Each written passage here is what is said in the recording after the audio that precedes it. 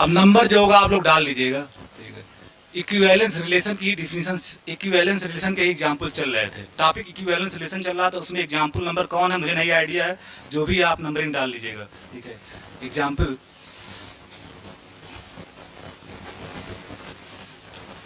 Late x equal to Z, आप जो set ले रहे हो set of integers, x equal to Z. अब बार बार ये लिखने की जरूरत नहीं है कि यहाँ बगल में द सेट ऑफ इंटीजर्स, अब ये नोटेशन स्टैंडर्ड नोटेशन, आप इससे परिचित हो गए हो। जब x इक्वल टू जेड लिखेंगे यानी आपका यहाँ पे x क्या है, set of integers, set of integers. Define a relation, ये मेरी भाषा नहीं है, लेकिन कभी कभी एग्जाम में आपसे पूछ दिया जाता है, तो मैं लिख दे रहा हूँ कि ऐसा सवाल आया तो आप छोड़ के मैं चले आइए कि सर ऐसा बताए ही नहीं थे। डिफाइन ए रिलेशन, मैं जिस तरह से लिखता हूं अभी मैं उसको आर करके लिख दूंगा। Define a relation R on Z, Z के ऊपर रिलेशन डिफाइन करने जा रहे हो। Define a relation R on Z by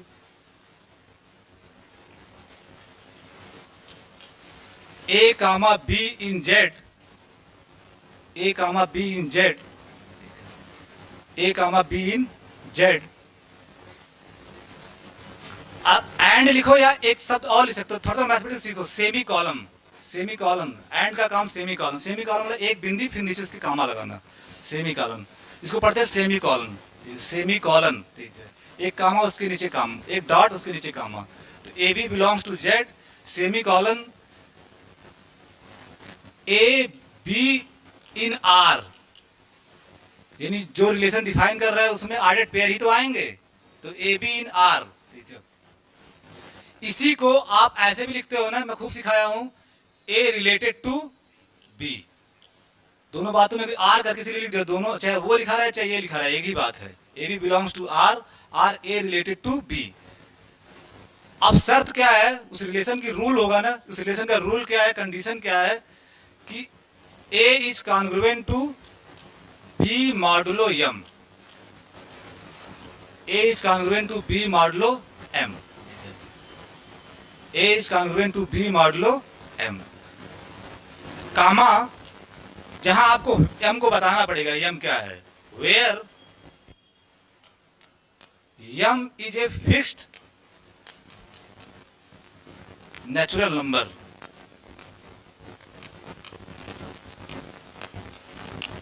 where m is a fixed natural number। तो एक रिलेशन आप z पे बना रहे हो, शर्त क्या है, ए बी आर में, आर में ए बी आर में कब आएगा, जब ऐसा हो रहा होगा, जब ऐसा हो रहा होगा, यानी फर्स्ट वाला सेकंड के कॉन्ग्रुएंट हो, फर्स्ट वाला सेकंड के कॉन्ग्रुएंट हो, देखो फर्स्ट ये है सेकंड ये है, फर्स्ट वाला सेकंड के कॉन्ग्रुएंट हो मॉडुलो m, और m क्या है, कोई फिक्स्ड नेचुरल नंबर है, कोई फिक्स्ड नेचुरल नंबर है। इतनी जो भाषा आप लिखे हो ये बहुत बड़ा सा नहीं लगता आपको, ठीक है। इसी को जो मुझे पसंद है या जो अच्छे एनालिसिस करते हैं वो सेट फॉर्म में लिखते हैं।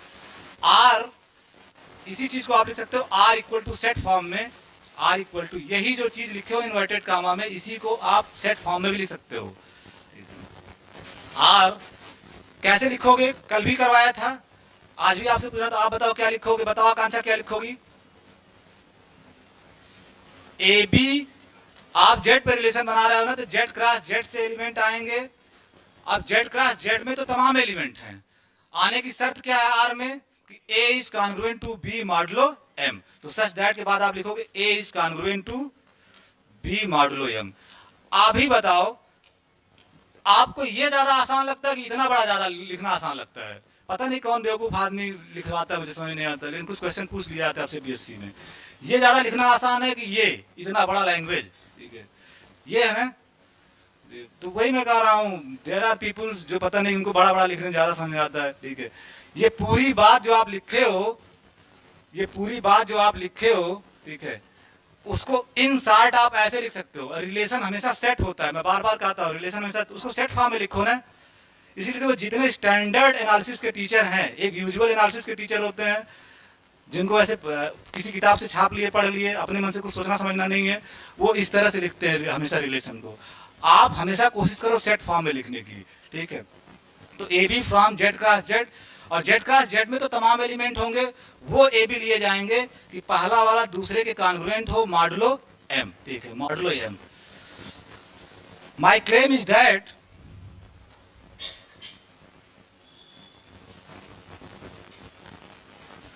Claim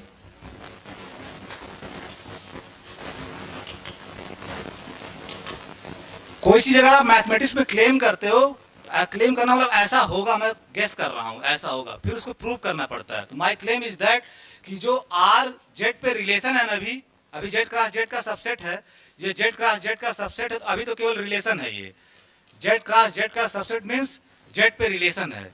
my claim is that कि जो ये रिलेशन बनाए हो ये गुड रिलेशन है, अच्छा रिलेशन है, सिर्फ रिलेशन ही नहीं, गुड रिलेशन। गुड रिलेशन मतलब इक्विवेलेंस रिलेशन होगा।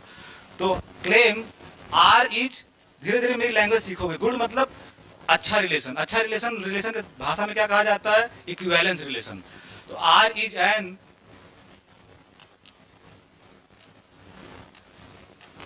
Equivalence relation on where, on Z, न कि जेड क्रॉस जेड लिख देना, ऑन जेड, रिलेशन जेड पे कहलाता है, सबसेट वो जेड क्रॉस जेड का होता है, ऑन जेड।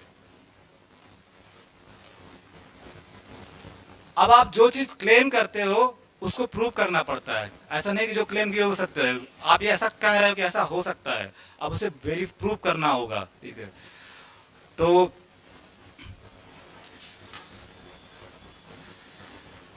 अगर इक्विवेलेंस रिलेशन दिखाना है तो आपको तीन बातें दिखानी होंगी, रिफ्लेक्सिव, सिमेट्रिक, ट्रांजिटिव, यानी आर रिफ्लेक्सिव भी हो, सिमेट्रिक भी हो और ट्रांजिटिव भी हो। तो फर्स्ट, कोई बता सकता है इस रिफ्लेक्सिव क्यों होगा?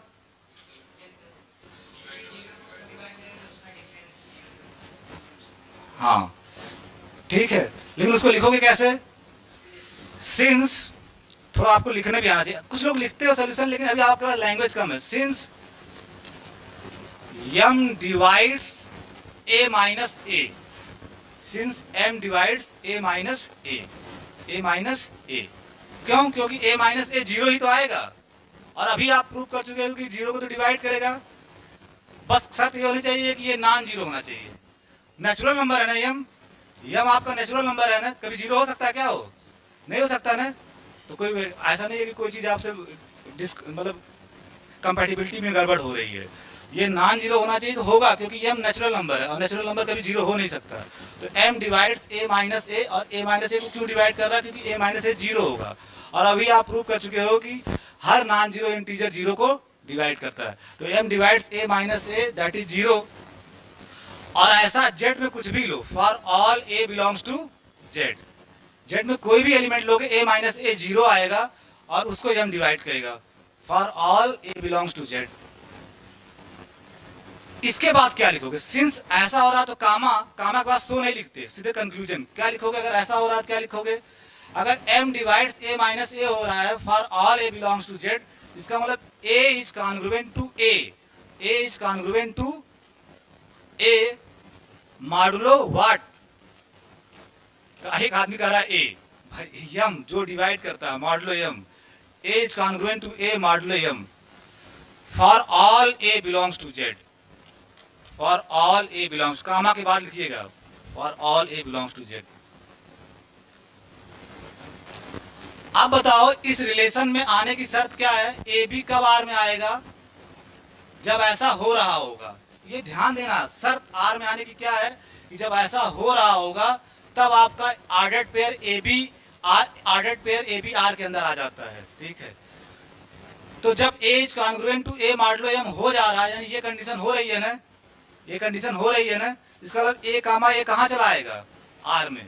सो ए कामा ए बिलोंग्स टू आर, क्योंकि आर में आने की शर्त यही है, जो ही ये होगा तो ए कामा बी आ जाएगा।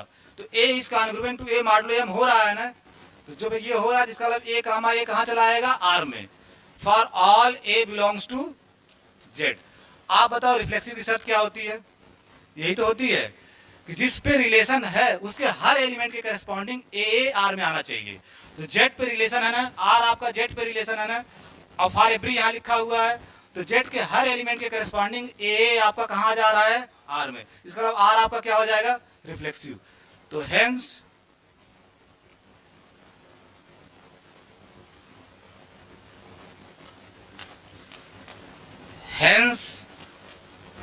R is reflexive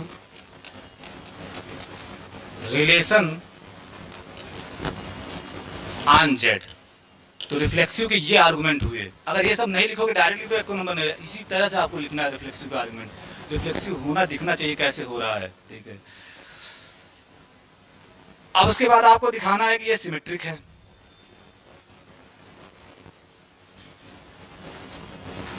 second, symmetric दिखाने के लिए क्या होता है कि आप ए बी आर में लो और दिखा दो कि बी ए भी आर में आ जाए। यही तो होता है, ए बी आर में भी लो और उसका उल्टा भी आ जाए आर में। जो ही ऐसा होगा तो आर क्या हो जाएगा, तो let a b belongs to are.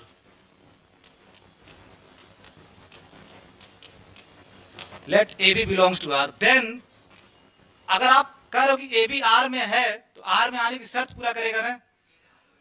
हाँ, आर में आने की शर्त क्या है, अगर ए बी आर में आ रहा है तो आप आर की डिफिनीशन को देखो ना।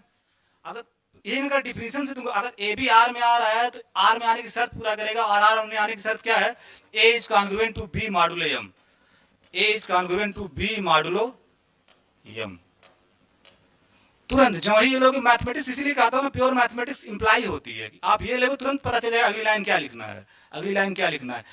और विषय में ये दिक्कत, ये और विषय में ये फैसिलिटी नहीं है। बस एनालिसिस में क्या है, जो ही आप स्टेटमेंट लिखोगे आपको पता चल जाएगा कि अगली लाइन क्या होनी चाहिए। आपको तुरंत पता चलेगा कि ये किसको इंप्लाई कर देगा। अगर a is congruent to b modulo m है तो मॉडुलो कॉन्ग्रुएंस की डिफिनीशन से क्या होगा, m divides a minus b. M divides a minus b, यही तो होगा। साफ साफ 10 करके मैंने लिखवाया था कि कहीं ऐसा आ जाए तो उसकी जगह आप ये भी इंप्लाई करवा सकते हो, m divides a minus b. M divides first minus second, ठीक है, m divides a minus b. And this implies, implication is the beautiful symbol, लेकिन हर जगह आप लगा देते हो ये गड़बड़ है, ठीक है। अगर एम ए माइनस बी को डिवाइड कर रहा है तो डिवीजन की डिफिनीशन से क्या होगा, एम माइनस बी एम का सम इंटीग्रल मल्टीपल होगा। ए माइनस बी एम का सम इंटीग्रल मल्टीपल होगा। तो this implies a minus b is equal to m t for some t. और टी कहां से आएगा, जेड से, इंटीजर से। सारा काम जेड में हो रहा है तो for some t in Z, ठीक है।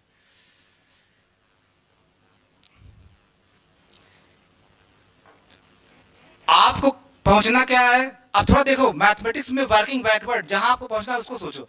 आपको ये दिखाना है ना, पेन ले लूं, कि B A comma A R में आ जाए।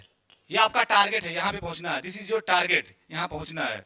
जैसे हर आदमी का, इसमें कुछ आदमी का होगा ना कि आईएएस बनना है, तो आईएएस टारगेट है। बीच में आपको जाना कैसे है, तो एक बार टारगेट को देखो और टारगेट की प्लानिंग क्या होगी, उसी हिसाब से काम करोगे। वैसे एनालिसिस भी चलती है, ठीक है। तो आपको यहां पहुंचना है। तो आप बताओ बी ए आर में कब आ जाएगा, जब आप b is congruent to a क्या हो जाए, मॉडुलो एम, तभी आएगा।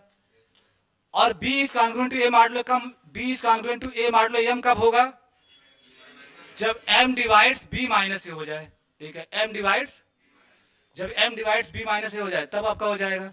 कहानी समझ में आ रही है ना। और एम डिवाइड्स बी माइनस ए कब होगा, जब बी माइनस ए कुछ एम टी डैश टाइप हो जाए, एम टी डैश टाइप। तो आप समझ लो ना कि जो दिखाना है वहां तक पहुंचने के लिए इन सारे प्रोसेस से गुजरना है। इसे बोलते हैं मैथमेटिक्स में डिस्कवरी मेथड। डिस्कवरी मेथड आप रटोगे, जैसे आपको कोई पढ़ा रहा है तो कुछ भी आपका माइंड काम नहीं करेगा। आपका अपना अल्टीमेट ये है, ये तब आएगा जब ऐसा होगा, और ये तब होगा जब ऐसा होगा, ये तब होगा जब ऐसा होगा।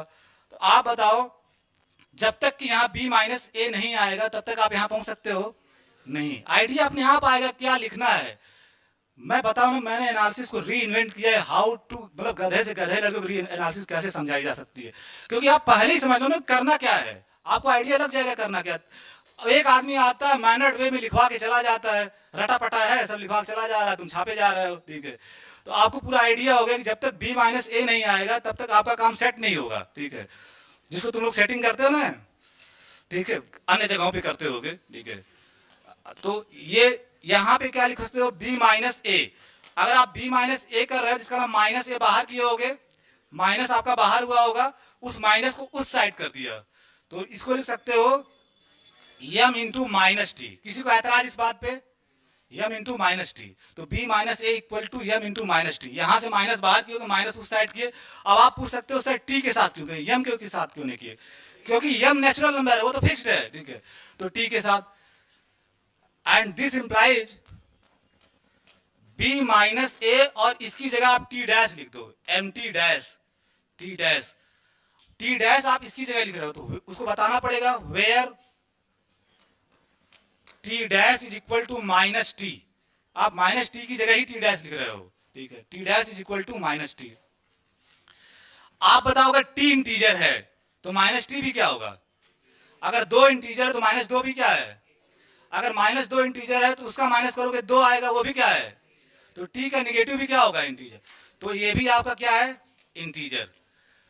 तो इसका मतलब b माइनस ए m का सम इंटीग्रल मल्टीपल हो गया।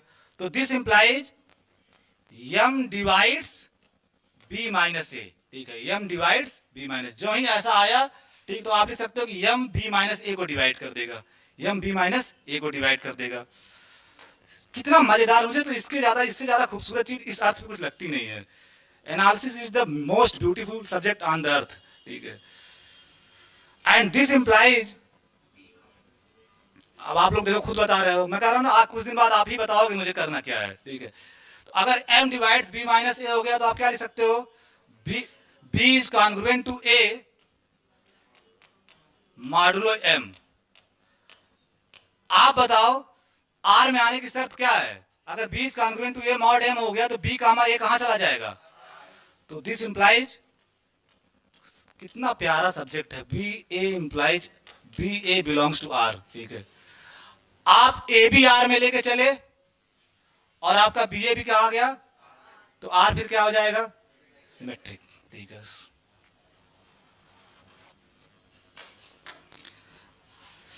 I am different from others, ठीक है। सो और मैं गट से कहता हूं, इसमें इसको बहुत लोग बोलते हैं सर एरोगेंट। एरोगेंट नहीं, this is my confidence, this is my confidence, not arrogance. जिसके पास कुछ होगा वही तो बोलेगा कुछ, जिसके पास कुछ नहीं वो क्या बोलेगा, ठीक है, वो वेद पुराण पे बात करेगा, ठीक है, वेद पुराण पे बात करेगा। मैं भी करता हूँ, मैं फिल्मों पे बात करता हूँ, ठीक है। अभी मेरी उम्र कम है तो वेद पुराण में मुझे उतना इंटरेस्ट नहीं है। मैं आचार्य रजनीश का भक्त हूँ, ओशो का भक्त हूँ, और ओशो कहता है सब फर्जी है, ये वेद पुराण सब फर्जी है, जीना एक जिंदगी है, जितना आपको स्वेटर शर्ट वर्ट पहनना पहन लो, अगली बार कुत्ता उत्ता बनोगे तुम, ठीक है। वो तो ये भी नहीं कहता कि अगली बार कुत्ता भी बनोगे, एक बार आए फिर गए, पुनर्जन्म कोई भी वो है नहीं। तो जो भी इंजॉयमेंट करना है यही कर लो, 7,000 का जूता पहन लो, 10,000 के कपड़े पहन लो, तो वो सब जितना एंजॉयमेंट करना है यही करके जाओ। और एंजॉयमेंट करने का एकमात्र तरीका है पैसा। Make more and more money, जितना बना पाओ। बस एक चीज मैं कहता हूं कि तुम्हारे पैसा कमाने का जो तरकीब होना चाहिए उससे मानवता का कोई नुकसान नहीं होना चाहिए। जैसे मैं 2 घंटे पढ़ा करके अगर 10,000 रुपए कमा रहा हूं तो मेरी कोशिश होनी चाहिए कि मैं 6 घंटे पढ़ा कर उसे 50,000 करने की कोशिश करूं। इससे किसी मानवता का नुकसान नहीं हो रहा है। अब ये मत करना कि तुम IAS हो गए तो लूट लिए पूरा जिला ही, ठीक है, ये कभी मत करना। आप पैसा खूब कमाओ लेकिन ह्यूमनिज्म का नुकसान नहीं होना चाहिए, ठीक है। तो इस आर्थिक युग में एवरीथिंग पैसा, इसको कभी मत भूलना। इसको अपने कॉपी में, अपने दिमाग में जहां लिखना लिख दो, ठीक है। बिना पैसे, मैं देखा हूं बिना पैसे कोई इज्जत ही नहीं होती है। ठीक है, नहीं, इफ एंड ओनली तो एक ही चीज है, real sky, if and only real analysis, ठीक है। पैसा की कोई लिमिट, पैसा इतना कमा लो कि अगर आप मार्केट में निकल रहे हो और आपका मन कह दे कि मैं इसको खरीद लूँ, आयुष को, इतना पैसा जेब में होना चाहिए कि खरीद लो इसको, ठीक है। कितना है? 1 करोड़ लो, 1 करोड़ नहीं 2 करोड़ लो, ठीक है, 3 करोड़ लो, ठीक है। इतना सोचो कमाने का, इतना सोचो कमाने का, तब लाख में पहुंचोगे। जब इतना सोचोगे 10 करोड़ का, तब लाख में पहुंचोगे। जब तुम सोच ही रहे हो 20,000 का, जब तुम सोच ही रहे हो 20,000 का, तो 20,000 का सोचोगे 5,000 तक पहुंचोगे।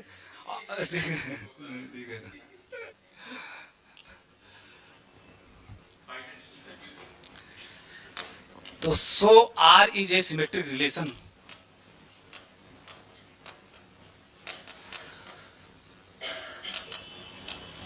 On Z, R is a symmetric relation on Z, क्योंकि ए भी आर में लिए, बी ए भी आ गया आर में, तो आर सिमेट्रिक हो गया जेड के ऊपर, ठीक है। तो रिफ्लेक्सिव भी हो गया, सिमेट्रिक भी हो गया, अब बचा क्या, ट्रांजिटिव।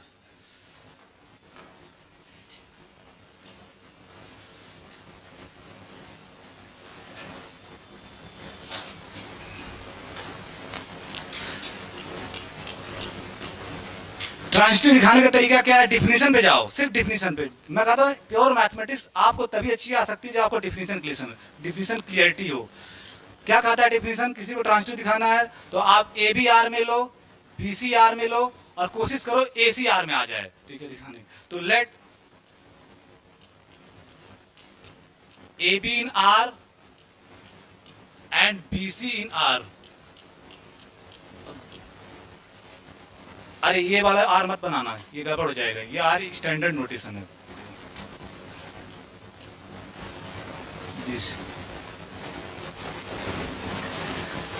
जब ही ये लिखोगे तुरंत इंप्लाई होगा रिलेशन के डिफिनेशन से। देन क्या इंप्लाई होगा, अगर ए बी आर में है तो आर में आने की शर्त क्या है, a is congruent to b modulo m, यही तो शर्त है। जो भी आर में आएगा वो पहला वाला दूसरे के कॉन्ग्रुएंट होगा मॉडुलो एम। एंड अगर बी सी भी आपका आर में आ रहा है, इसका मतलब क्या होगा, b is congruent to c modulo m, modulo m. This implies अगर a is congruent to b modulo m है तो अगली लाइन क्या लिखोगे, 10 वाली बात याद करो, m divides a minus b। And अगर b is congruent to c this है तो आप लिखोगे m divides b minus c। और फिर डिवीजन की डिफिनीशन तो क्या लिखोगे फिर, this implies a minus b is equal to m t1। मैं जानबूझ के t1 लिख दिया, t नहीं लिखा, t1, क्योंकि यहां भी डिवीजन है ना। तो a minus b is equal to m t one and b minus c is equal to m t two. अब t1 t2 का परिचय कराना है, t1 t2 for some t1 comma t2 कहां से आएंगे, z से, ठीक है, for some t1 t2 z। आप बताओ कब आपका AC R में आ जाएगा, जब आपका ए कॉन्ग्रुएंट टू सी मॉडुलो। आप बिल्कुल समझो कि आप पहुंचना क्या, पहुंचना यहां है। कब आएगा, जब a is congruent to c modulo m हो, और एज कॉन्ग्रुएंट टू सी ये होना चाहिए। और ये कब होगा a is congruent to c modulo m, जब एम डिवाइड कर देगा ए माइनस सी की। मतलब अगर जब ये आ गया तो अपने आप ये आ जाएगा, ठीक है। तो आप बताओ, इसका मतलब ए माइनस सी आना चाहिए, ए माइनस सी आना चाहिए। एम कब, m divides a minus c, मतलब क्या, a minus c is equal to m t dash, यही तो एम टी डैश, इस टाइप का ऐसा हो जाएगा तो आप लिख सकते हो। ऐसा कैसे आएगा, आपको साफ साफ दिख रहा होगा यहाँ से, सी उसी को मैं बोलता हूँ see the beauty of mathematics, आपको दिख रहा है, ठीक है। जोड़ दो, केवल जोड़ना है, जोड़ोगे बी बी कैंसिल आउट हो जाएगा ना, तो बचेगा क्या, ए माइनस सी, और इसको जोड़ोगे और इसको जोड़ोगे तो क्या होगा, एम बाहर आ जाएगा, ठीक है। तो m t one plus t two, and this implies a minus c is equal to m t dash, और t1 प्लस t2 की जगह आप t डैश लिख रहे हो, तो उसको बताना पड़ेगा ना आपको। तो वेयर जो लोग आज नहीं पढ़ रहे हैं उनका पैसा वसूल क्लास थी ये। और मैं बताऊं सबसे ब्यूटीफुल इक्विवेलेंस रिलेशन यही माना जाता है। आप अलजेब्रा पढ़ोगे थर्ड ईयर में, सारा कुछ इसी पे चलता है, ठीक है। a minus c equal to m t dash, t dash is equal to t1 plus t2। And this implies अगर a minus c is equal to m t dash हो गया तो this implies m divides a minus c. अगर a minus c m का integral multiple हो गया तो m divide करेगा a माइनस सी को, और जो ही m a माइनस सी को डिवाइड करेगा तो क्या इंप्लाई होगा, a is congruent to c। a, ये बार बार मैं इधर क्यों ब्रैकेट बना दे रहा हूं, ठीक है। a is congruent to c modulo m, और जो ही ऐसा हुआ तो यही तो आर में आने की शर्त है। तो this implies a comma c आपका कहां आ जाएगा, आर में, और यही तो आपको पहुंचना था। ए बी लिए थे आर में, बी सी लिए थे आर में, और आप क्या दिखा दिए कि ए सी भी आर में आ गए। इसका मतलब आर आपका क्या हो गया, अब ट्रांजिटिव, ठीक है।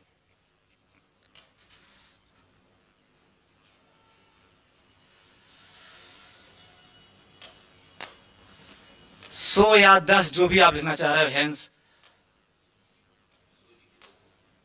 अच्छा, जो तुम 100 कहते तुम्हारी बात में कैसे काट सकता, तुम 100 बोल रही हो तो 100 ही लिखो। हाँ हाँ ठीक है। R is a transitive relation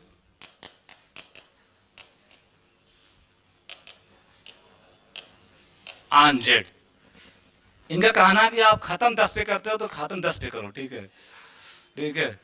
तो आर आपका रिफ्लेक्सिव भी हो गया, सिमेट्रिक भी हो गया, ट्रांजिटिव है, तो आर आपका क्या हो जाएगा फिर, equivalence relation. R is an equivalence relation, equivalence relation on Z. और जानते हैं ये छोटा मोटा रिलेशन है, इसका खास नाम है, इस रिलेशन को जाना जाता है कॉन्ग्रुएंस रिलेशन के नाम से। This relation is known as, नीचे लिखना, this relation is known as, this relation is known as, यानी ये रिलेशन खास तरह का रिलेशन है। तो this relation is known as, inverted comma के अंदर कॉन्ग्रुएंस बड़ा सा लिखना कैपिटल लेटर में, कॉन्ग्रुएंस, कॉन्ग्रुएंस ये रिलेशन का नाम है अपना, जैसे उसका डिवाइड रिलेशन था, इसका भी नाम है। तो this relation is known as congruence relation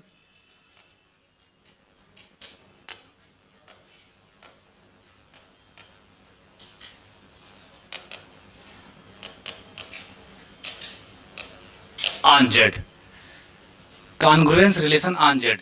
जब भी आपसे एग्जाम में पूछे define congruence relation on Z और prove that this is an equivalence relation, तो यही सवाल पूछा जा रहा है आपसे, यही सवाल पूछा जा रहा है। इसी रिलेशन को क्या बोलते हैं, कॉन्ग्रुएंस रिलेशन।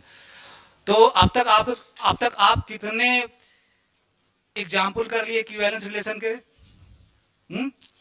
6, जिसमें से 6 इक्विवेलेंस थे। डिवाइड रिलेशन एन पे इक्विवेलेंस रिलेशन नहीं था। क्यों नहीं था? क्योंकि सिमेट्रिक नहीं था, क्योंकि सिमेट्रिक नहीं था, ठीक है, क्योंकि सिमेट्रिक नहीं था। अब 10-5 मिनट का ब्रेक है, फिर उसके बाद पढ़ाता हूँ, ठीक है। अभी आप लोग पढ़िए। समोसा जाम नहीं या बाद में खा लेना, 5 मिनट का ब्रेक, तब तक 5 मिनट आप लोग पढ़िए, आपस में बात नहीं।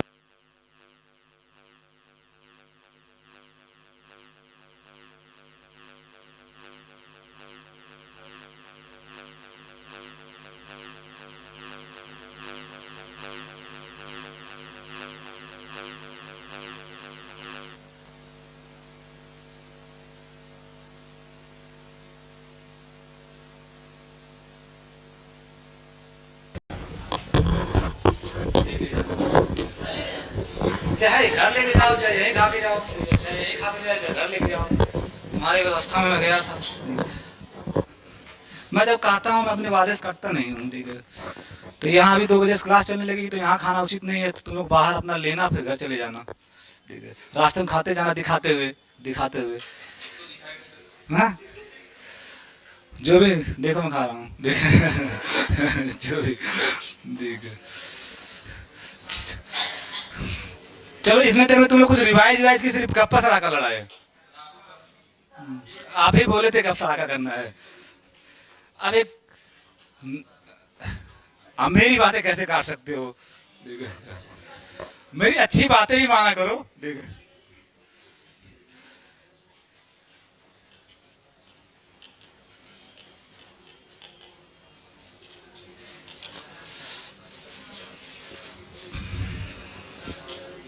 स्टार्ट चल रहा है ना रिकॉर्डिंग, आवाज ठीक तो, हाँ ठीक है, सही लग रहा।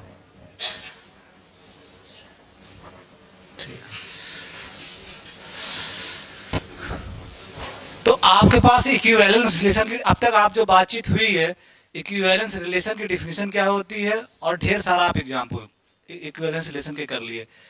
अब एक नया टर्म आता है, अगर आपके पास इक्विवेलेंस रिलेशन है तो एक नया कॉन्सेप्ट आता है, ठीक है। तो लेट, उसको लिखो, let R be an equivalence relation on a set X. R equivalence relation है एक सेट के ऊपर, ठीक है। Let x belongs to x, x कोई आप आर्बिट्रेरी एलिमेंट चूज कर लिए x का, ये सेट x है, ठीक है, सेट x है जिसमें आप x एक आर्बिट्रेरी एलिमेंट, जब आप लिखते हो let x belongs to x मतलब x be arbitrary element of x। Mathematics में जहां भी मिले लिखा हुआ let x belongs to x, इसका मतलब इस पे कोई रिस्ट्रिक्शन नहीं, कोई भी एलिमेंट x का हो सकता है, तो let x belongs to x, ठीक है। तो the equivalence class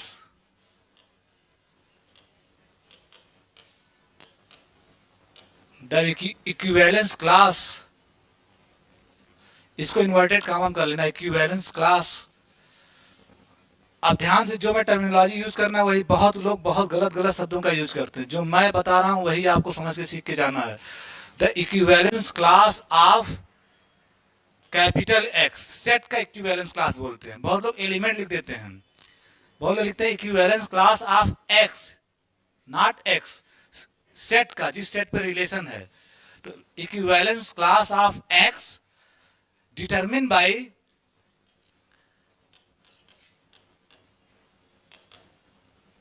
determined by, अरे ए नहीं x,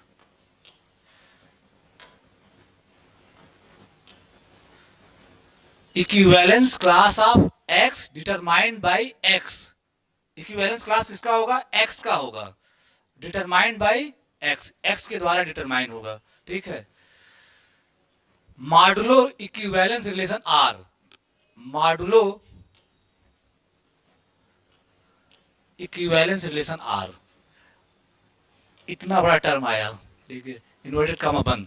equivalence class of set x determined by element x modulo R, comma इसको डिनोट करते हैं, comma denoted bye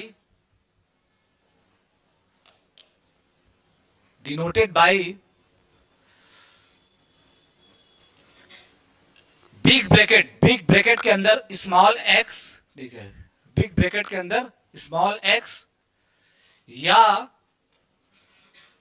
class of x.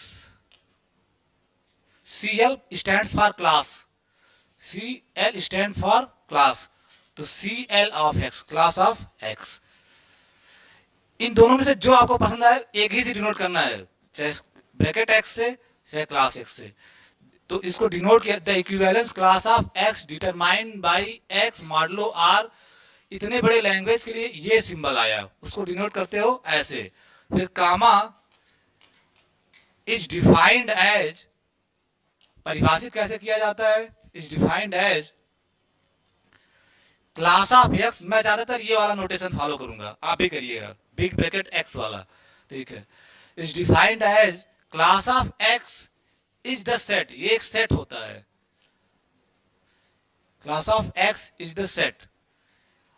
अब इस सेट में ऐसे एलिमेंट आएंगे एक्स के, ठीक है, यानी क्लास ऑफ एक्स में जो एलिमेंट आएंगे वो एक्स से ही आएंगे, कहीं दूसरी दुनिया से नहीं आएंगे, एक्स से ही आएंगे, ठीक है।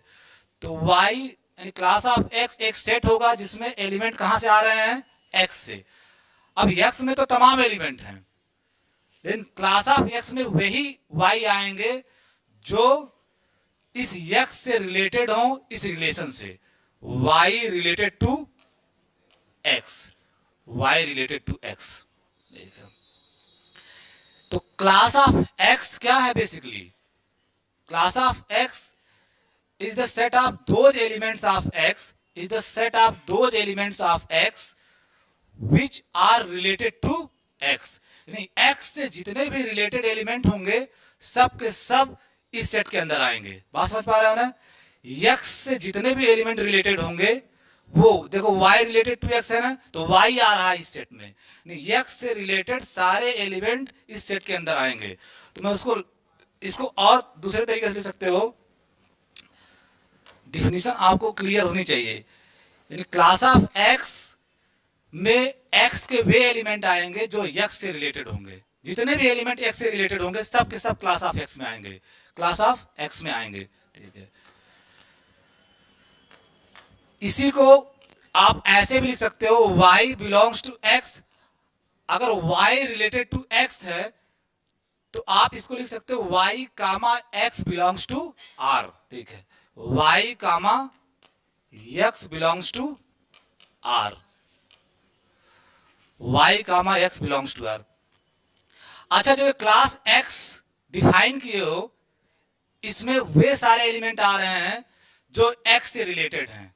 क्लास ऑफ x में वे सारे एलिमेंट x के आएंगे जो x से रिलेटेड होंगे। तो एलिमेंट जो आ रहे हैं वो x से ही तो आ रहे हैं ना, इसमें जो एलिमेंट आ रहे हैं वो x से ही आ रहे हैं। तो जो ये सेट होगा ये किसका सबसेट होगा? x का सबसेट होगा। इसमें एलिमेंट x से आ रहे हैं तो this is subset of x। इसमें जो एलिमेंट आ रहे हैं वो x से आ रहे हैं। तो क्लास ऑफ x जो होता है वो x का सबसेट होता है। यानी किसी एलिमेंट का जो इक्विवेलेंस क्लास होगा, इक्विवेलेंस क्लास किसी एलिमेंट के द्वारा डिटरमिन्ड इक्विवेलेंस क्लास जो होगा वो किसका सबसेट होगा? x का। r किसका सबसेट है?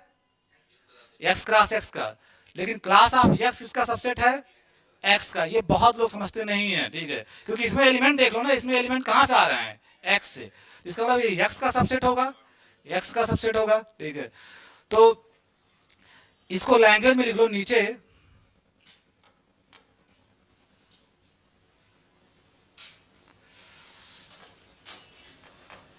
The set of those elements,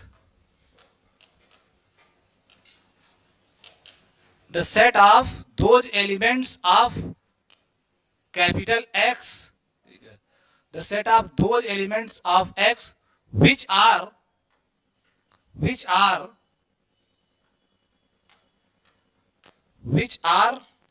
इसके बाद क्या लिखोगे? which are, हाँ ये आज ज्यादा सही बता रहे हो, which are related to X। लड़कियां तो मतलब कहाँ चली जाती, कुछ बोलना चाहिए आप लोगों की, कसम खा के आती, बोलेंगे नहीं क्लास में। which are related to x, यानी x के वे सारे एलिमेंट इस सेट में आएंगे जो स्मॉल x से रिलेटेड होंगे, स्मॉल x से रिलेटेड होंगे। ठीक है, तो ये क्लास x की डिफिनेशन होती है। जो क्लास ये लिखा गया है इसको क्या पढ़ोगे? Equivalence class of x, equivalence class of capital X, set x determined by x modulo relation R। ये सिंबल इतनी बड़े चीज के लिए है, ठीक है। तो द, फिर मैं तीर बना के लिख दे रहा हूं, the equivalence class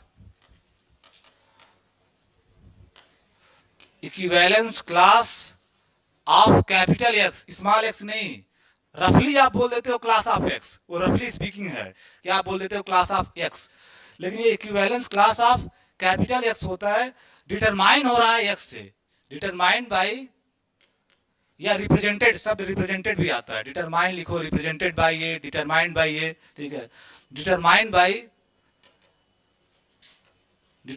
by small x modulo R। इस सिंबल के लिए इतना लैंग्वेज है, इस लैंग्वेज को इस सिंबल से नोट किया। और ये कुछ होता नहीं है, सिंपली क्या है कि equivalence class of x determined by x modulo R is the set, और उसमें वे सारे एलिमेंट आएंगे, x के ही एलिमेंट आएंगे जो इस खास x से रिलेटेड हों, सारे के सारे वे एलिमेंट आएंगे जो इस x से रिलेटेड हों वाया रिलेशन R के द्वारा। ठीक है, ये साफ साफ अपने कॉपी में लिख लो डिफिनीशन, और एक बार डिफिनीशन पढ़ लो। ठीक है, इक्विवेलेंस रिलेशन इसीलिए बहुत महत्वपूर्ण है क्योंकि उसका खासियत है कि इक्विवेलेंस रिलेशन अगर आपके पास है तो आपके पास इक्विवेलेंस क्लास आ जाएगा, और इक्विवेलेंस क्लास से कोसेंट सेट आ जाएगा, फिर पार्टीशन आ जाएगा, फिर आगे की कहानी चलेगी। तो अभी आप इक्विवेलेंस रिलेशन समझ लिए, कुछ इसके एग्जांपल्स देख लिए, अब न्यू कॉन्सेप्ट सीख रहे हो इक्विवेलेंस क्लास। ठीक है, और इक्विवेलेंस क्लास किसका होता है? जिस सेट पे रिलेशन है उसी के एलिमेंट का होता है। ठीक है, उसी के एलिमेंट से डिटरमिन होगा, साफ साफ लिखा गया। आप डिफिनेशन में देखो, आप डिफिनेशन अपने कॉपी में देखो, एक्स कहां लिया जा रहा है, एक्स कहां लिया जा रहा है? एक्स में। तो जो इक्विवेलेंस क्लास ऑफ एक्स होगा वो एक्स के ही किसी न किसी एलिमेंट से डिटरमाइन होगा, एक्स के ही किसी न किसी एलिमेंट से डिटरमाइंड होगा। आप लोग सही हो ना? ठीक है, समझ में आ रही है ये बात? ठीक है। अब अगर ये बात समझ में आ रही है तो आप अप्लाई करो इसको, ठीक है।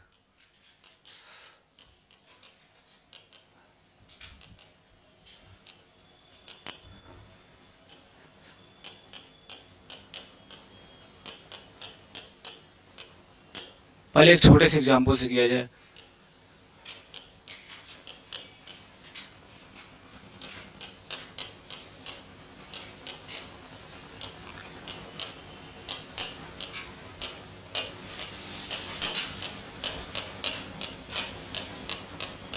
अगर आप पढ़ते हो तो ये सवाल करवाया जा चुका है, ठीक है।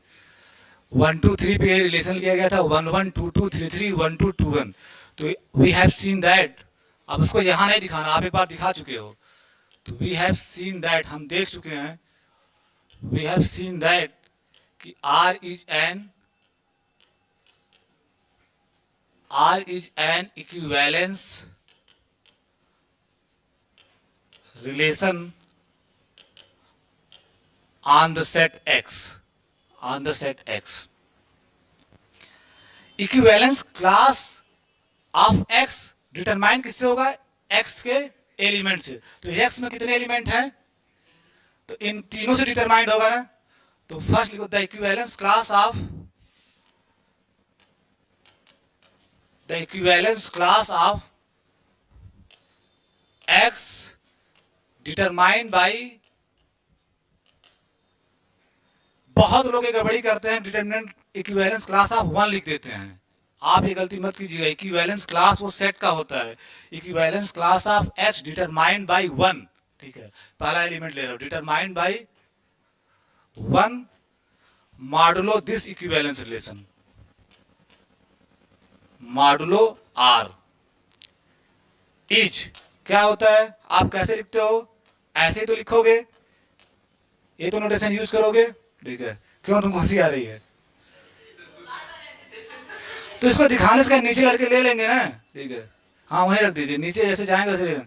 नहीं क्लास में नहीं, वहीं रख दीजिए, ठीक है, वहीं रख दीजिए, लेके जाएंगे। आप समझ नहीं रहे, ठीक है। एक से एक नमूनों को मैं पाल रखा हूँ यार। मेरा रिदम ब्रेक नहीं होना चाहिए, मैं बहुत डूब के पढ़ाता हूँ। रिदम ब्रेक हो जाता है तो बहुत गुस्सा लगती है, ठीक है, गुस्सा लगती है, ठीक है। The equivalence class of X determined, बोले कैसे दिखा रहे हैं, ठीक है, ठीक है। अब दिखा दिए, तुम्हारा मन भी नहीं लगेगा। तुम्हारे लिए, मेरे लिए इसकी कीमत करोड़ों में है, लेकिन तुम्हारे लिए समोसे की कीमत करोड़ों में है, ठीक है, ठीक है। समोसे की हाँ, ठीक है। तो the equivalence class of X determined by 1 modulo R is, यकीन मानो अगर किसी भी लड़के का एग्जाम में मेरे पढ़ाए हुए बच्चे का अगर 49 आया तो तुमसे ज्यादा दुख मुझे होगा, मुझे नींद नहीं आएगी, ठीक है, मुझे नींद नहीं आएगी, क्योंकि मैं तुमको इतनी शिद्दत से मैं अपने जीवन में कभी एनालिसिस नहीं पढ़ा। यूनिवर्सिटी में पढ़ाया हूँ, इसका 70% पढ़ाया जितना तुम लोगों को पढ़ा रहा हूँ। 70% पे ही लड़के बड़े खुश रहते थे। इसका जितनी पोटेंशियल से यहाँ पढ़ाता हूँ ना, इसके 70% से ही हमारा वहाँ तूती बोलता था। और तुम सोच लो यहाँ मैं 200% देता हूँ, 200% देता हूँ। और अगर नहीं, अगर तुम्हारा 49 हुआ ना तो 3-4 दिन मुझे नींद नहीं आएगी, 3-4 दिन मुझे नींद नहीं आएगी। मैं इनके साथ इतना मेहनत किया और ये लड़के 50 नहीं पाए, ठीक है। एक भी इस मानसिकता से मैं काम करता, तुमसे ज़्यादा, तुम्हारे से ज़्यादा, तुम्हारी चिंता तुमसे ज़्यादा मुझे है, ठीक है, मुझे है। जितने भी ये लड़कियां बैठी हैं, ठीक है, आई लव हर अलॉट, ठीक है। इनका एक भी नंबर कम हुआ तो यकीन मानो मुझे लगेगा मेरा नंबर कम हुआ, मेरा नंबर कम हुआ। और समोसा वमोसा तो मतलब बार बार समोसा खिलाऊंगा, तुम लोग 50 पा जाओगे। ऐसे समोसे दुकान में जाकर रख दूंगा, खा लो जितना खाना है, ठीक है। तो the equivalence class of X determined by 1 modulo R is, जैसे जो यहाँ अफवाह फैलाया गया है कि एनालिसिस में लोग 50 नंबर नहीं पा सकते, मुझे वो ब्रेक करना है, ठीक है, वो ब्रेक करना है, ठीक है, वो ब्रेक करना है। यहाँ लोगों ने अफवाह बना रखा है कि लड़के एनालिसिस में नहीं 50 पा सकते, तो उस अफवाह को ब्रेक करना है मुझे, ठीक है। तो इज, और इसके लिए आपका साथ भी चाहिए, अकेले नहीं, मैं अकेले ही नहीं सब कुछ कर सकता, मैं मर मर के पढ़ा रहा हूँ, उसमें आपका साथ भी चाहिए, ठीक है। तो इक्विवेलेंस क्लास ऑफ 1, और जिसको आप इससे डिनोट करते हो इज, ठीक है। तो इसमें क्या होगा? y बिलोंग्स टू x, ठीक है, y बिलोंग्स टू x, फिर क्या लिखते थे? y रिलेटेड टू और x की जगह यहाँ क्या है, हाँ तो सही से बोलो ना, y related to 1, y related to 1। फिर थोड़ा सा इसे और खोलना मतलब थोड़ा मैनिपुलेट किए, y बिलोंग्स टू x, तो y रिलेटेड टू 1 को आप क्या लिख सकते हो, y comma 1 belongs to r, y comma y comma 1 belongs to r।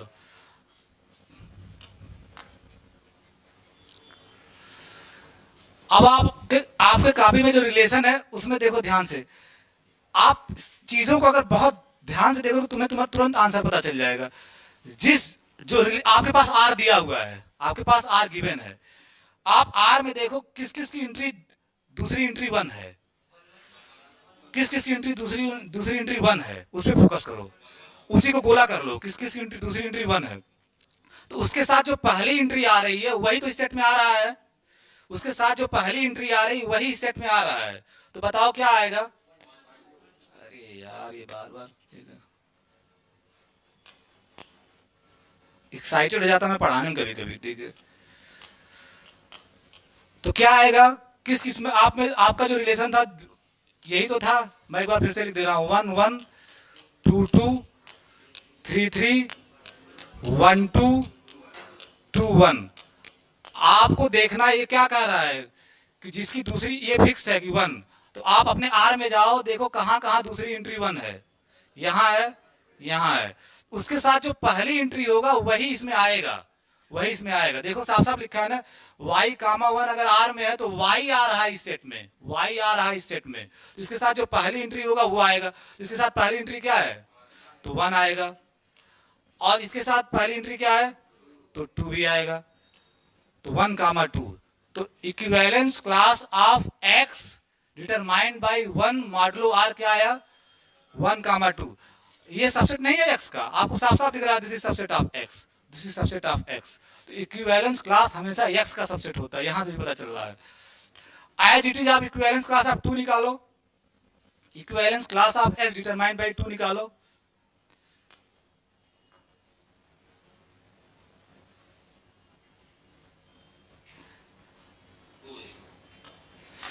ऐसे ही लिख के लिखना है, जल्दीबाजी में नहीं, ठीक है। Equivalence class of x determined by 2, तो y फ्रॉम x, अब की बार मैं ये लाइन डायरेक्ट लिख दे रहा हूं, y रिलेटेड टू 2 लिखोगे तो मैं y कामा 2 लिख दे रहा हूं सीधे सीधे, ठीक है। तो y comma 2 belongs to r, हाँ 1 2 ही आएगा। आप देख लो ना कि दूसरी एंट्री 2 फिक्स हो गई है, जिसकी दूसरी एंट्री 2 होगी उसके साथ जो पहली एंट्री आएगा वही इसमें आएगा, उसके साथ जो पहली एंट्री y वही तो इसमें आएगा।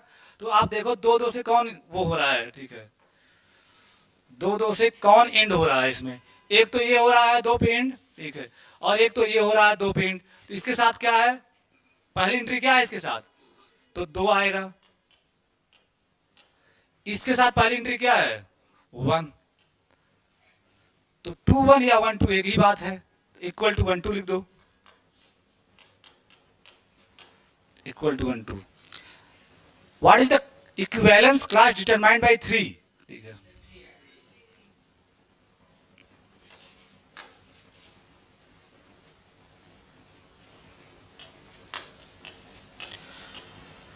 क्या 3 सिंगलटन 3 आएगा, सिंगलटन 3 आएगा। ये सारा आप लोग देख लिए ना, ठीक है। तो किसी भी इक्विवेलेंस रिलेशन, अगर किसी सेट पे इक्विवेलेंस रिलेशन दिया गया तो हर एलिमेंट के द्वारा डिटरमाइंड इक्विवेलेंस क्लास निकाल सकते हो। जैसे 1 2 3 3 एलिमेंट थे, तीनों का आप निकाल लिए, तीनों का आप निकाल लिए। अब थोड़ा सा एक अच्छा सवाल करते हैं, ठीक है।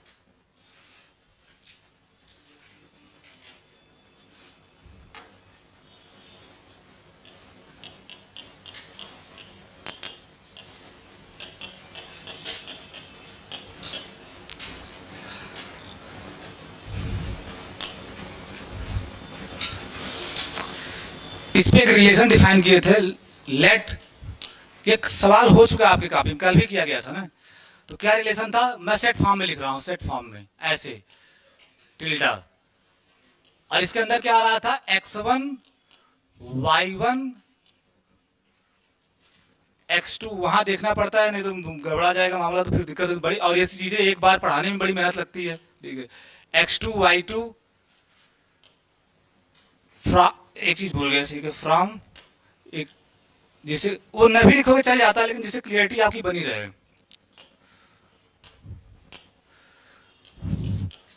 R2 cross R2 such that, आपका रिलेशन R2 पे है तो R2 क्रॉस R2 से एलिमेंट आएगा। कंडीशन क्या थी कि पहला वाला पहले के बराबर होना चाहिए, दूसरा वाला कुछ भी उससे मतलब नहीं है, पहला वाला पहले के बराबर होना चाहिए। तो x1 सच दैट x1 बराबर x2 होना चाहिए, x1 बराबर x2 होना चाहिए। ये भी आप देख चुके हो, कल ही वेरीफाई किया था। किसी को दिक्कत हो तो आप पूछ सकते हो, बाहर में रहूंगा, कि वी हैव shown that, हम दिखा चुके हैं, we have shown that, बार बार अंग्रेजी थोड़ा चेंज करना चाहिए, seen that के बाद shown that, ठीक है, हम दिखा चुके हैं कि tilde is an equivalence relation on R2 के ऊपर इक्विवेलेंस रिलेशन है। और जो ही इक्विवेलेंस रिलेशन किसी सेट पे आएगा तो हर एलिमेंट का इक्विवेलेंस क्लास बता सकते हो, हर एलिमेंट के द्वारा डिटरमिन इक्विवेलेंस क्लास बता सकते हो। तो लेट, अब आपका दिमाग चेक करता हूं मैं कितना होशियार हो। लेट 1 2 R2 में तो है ना, ये किसी को इसमें डाउट है? 1 2 तो R2 में है ना, तो देन हमको आप बताइए कि the equivalence class of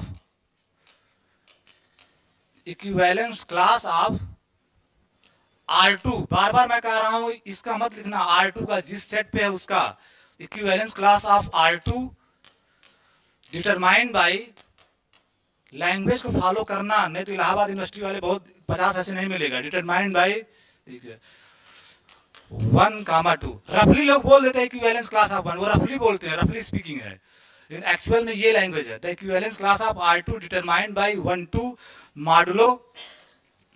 modulo, यहां रिलेशन को आप कैसे दिखा रहे हो? टिल्डा से, modulo equivalence relation tilde. Is क्या होगा? आप ऐसे ही तो बनाते हो बिग ब्रैकेट में और एलिमेंट लिख दो 1, 2, एलिमेंट आपका खुद ऑर्डर्ड पेयर है 1, 2, तो क्या आएगा बाय डेफिनेशन? R2 के वे एलिमेंट जो इससे रिलेटेड हो, यही तो ना, जो इससे रिलेटेड हो, वाया रिलेशन टिल्डा। तो R2 में जो एलिमेंट होंगे वो ऑर्डर्ड पेयर ही तो होंगे, x y from R2 such that x y related to 1, 2, relation की जगह यहाँ टिल्डा है, यही तो लिखोगे। यानी सारे R2 के सारे एलिमेंट आएंगे जो 1 2 से रिलेटेड होंगे, ठीक है। आप सब चीज समझ रहे हो ना, कोई दिक्कत तो नहीं है, ठीक है।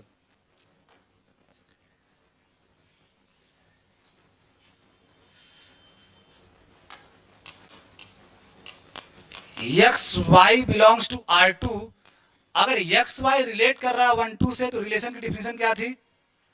पहला वाला पहले के बराबर होना चाहिए, पहला वाला पहले। आप पहले ही कह रहे हो कि एक्स वाई रिलेटेड टू 1 2, इसका मतलब आपके पास क्या आ जाएगा? एक्स बराबर 1, पहला पहले के बराबर। दूसरे में इंटरेस्टिंग है वो क्या है, पहला पहले के बराबर हो जाएगा, एक्स बराबर 1। तो जब एक्स बराबर 1 हो गया, अब थोड़ा ध्यान देना, एक्स बराबर 1 हो गया, इसमें x हमेशा 1 होगा। अब यहां आप 1 लिख सकते हो ना, 1, y, और y किस पे वैरी करेगा? y किस पे वैरी करेगा? y तो रियल नंबर है ना, ऑर्डर्ड पेयर में दूसरा वाला रियल नंबर है, y बिलोंग्स टू R। तो x इक्वल टू 1 आ गया, तो x की जगह आप 1 लिख दिए, तो 1 y और y बिलोंग्स टू R, ये होगा इसका इक्विवेलेंस क्लास। अब आपसे मेरा प्रश्न ये है कि ये आपका, इसको ज्योमेट्रिकली ये कैसा दिखेगा, कोई बता सकता है? जब तक आप ज्योमेट्रिकल एस्पेक्ट नहीं समझोगे, किसी भी लोग कहते हैं एनालिसिस बड़ा एब्स्ट्रैक्ट है, इमेजिनेशन है, कल्पना है, ठीक है, कुछ नहीं कल्पना सब दिखता है, जो दिखता है वही बिकता है, ठीक है, जो दिखता है वही बिकता है, और एनालिसिस दिखती है। ये लगता है वाई के पैरेलल लाइन होगी और एट ए डिस्टेंस 1, ठीक है, आप देख सकते हो, ये लिख लिया ना साफ साफ, देखो सानू को दिख गया, ठीक है, 1 कामा वाई, वाई वेरी करेगा केवल, 1 फिक्स हो गया। तो आप जब यहाँ ज्योमेट्री बनाओ, थोड़ा सा इसको ऊपर कर दूं, ये इसलिए समझा रहा हूँ कि ये बड़े बड़े लोगों की हिम्मत नहीं होती है पढ़ाने की, और मैं तुमको पार्ट 1 में सिखा रहा हूँ, ठीक है। और तुम पकड़ के अब टीचरों को तुम बताना कि तुमको बताता हूँ, तुम लोग इक्विवेलेंस रिलेशन 1 2 3 के अलावा भी होता है, ठीक है। तो ये आपका R2 खांसा मत करो यार, ठीक है। R2 खांसा मत करो, मुझे बड़ी बड़ी खांसना, कोशिश करो कि कम से कम, अगर मजबूरी है तो खांस दो, ठीक है, मजबूरी है तो खांस दो, ठीक है। 1 गुस्सा आना मत प्लीज, ठीक है। 1 2, ठीक है। यही तो होगा 1 2, ठीक है, 1 2। तो जो इसका इक्विवेलेंस क्लास आया उसमें आप खासियत क्या देख रहे हो कि 1 तो हमेशा फिक्स है, y वेरी कर रहा है, तो y वेरी करेगा तो आपकी कौन सी लाइन बनेगी? ये दिनेश सर नहीं बताते कि आपको ज्योमेट्री 1 फिक्स है और y वेरी कर रहा है, यानी ऐसे एक लाइन आएगी। मैं 1 यहां लिख दे रहा हूं जिससे किनारे पता चले आपको, ठीक है। ये लाइन आएगी। तो इक्विवेलेंस क्लास ऑफ 1 2 क्या आई? एक line I. This is the beautiful geometry. Equivalence class of 1 2 एक लाइन आई, तो इक्वल टू यही नीचे लिखना, यहां पे ए लाइन, ये एक लाइन है, a line in R2, a line in R2, a line in R2। और इस लाइन की खासियत क्या है? पैरेलल टू y एक्सिस है, parallel to y axis, parallel to y axis, parallel to y axis, parallel to y axis, at a distance 1, at a distance 1। और ऐसी line को इक्वेशन क्या होता है? आपको हाई स्कूल में भी बताया जाता है। ऐसी लाइन का इक्वेशन क्या होता है? x equal to 1। इसमें हर जगह x क्या है? 1 है, तो ब्रैकेट में लिख लो x equal to 1 line, x equal to 1 line, x equal to 1 line. आप मुझे बता सकते हो कि इक्विवेलेंस क्लास ऑफ 3 2 क्या आएगा? अगर ये बात समझ पा रहे हो तो इक्विवेलेंस क्लास ऑफ 3 2 क्या आएगा? x y एक्सिस के parallel line at a distance 3। आप लोग समझ रहे हो? जाओ अब लड्डू लो, समोसा लो, जाओ बाकी।